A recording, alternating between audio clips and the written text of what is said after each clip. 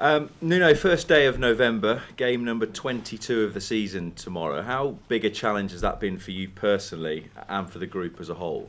It's been a big challenge for everybody, for the squad, for us, for the club, for our fans. We are embracing the challenge.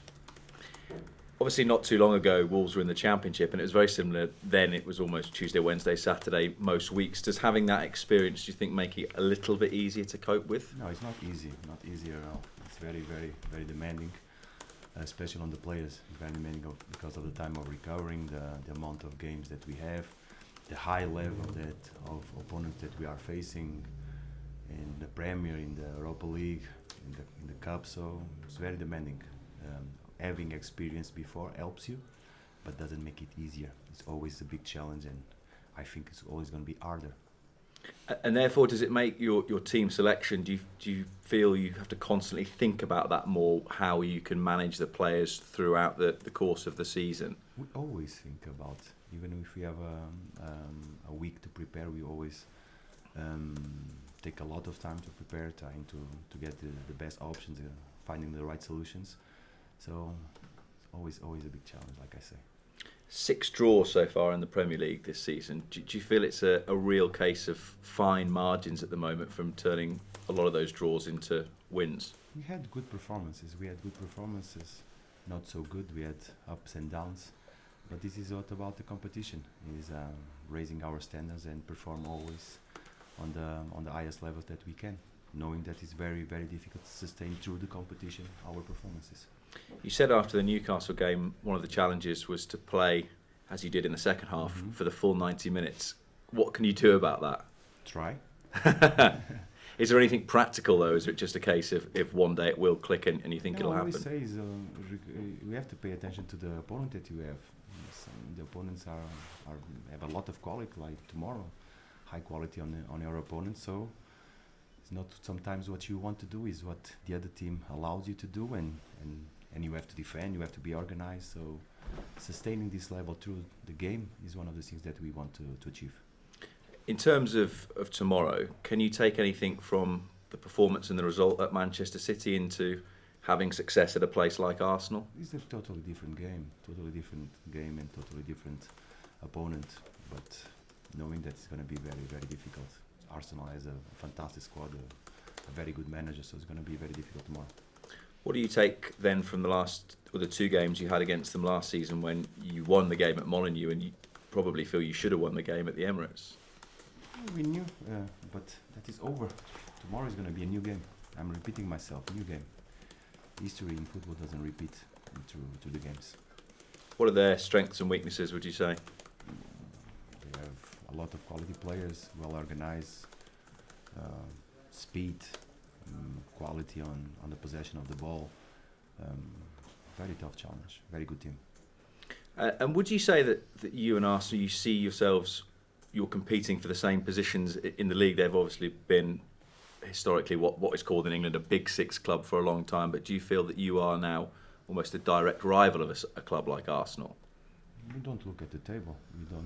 We compete against all the opponents that we have in front of us in all the competitions. Team news-wise, didn't see Ryan Bennett out there this morning when we saw a little bit of training. Is he okay? No, he's not okay. He had this problem last week. He played in Villa, knowing that still he has this problem. Let's see how he recovers, but hopefully he'll join us soon. So he's not okay for tomorrow? No, he's not okay for tomorrow, no. That must be an area of concern then, is it, at the moment, without Willy as well? Yeah, of course, but we have options and we have to decide. This is what this squad is about, in these moments to take the players that we feel, and we still have the backups of 2023 like we show in Villa. So let's try and find the solutions and compete. This is what is important, always try to compete. In terms of some of the solutions, Matt Doherty played there last week, Leander Dendoncker has played there before.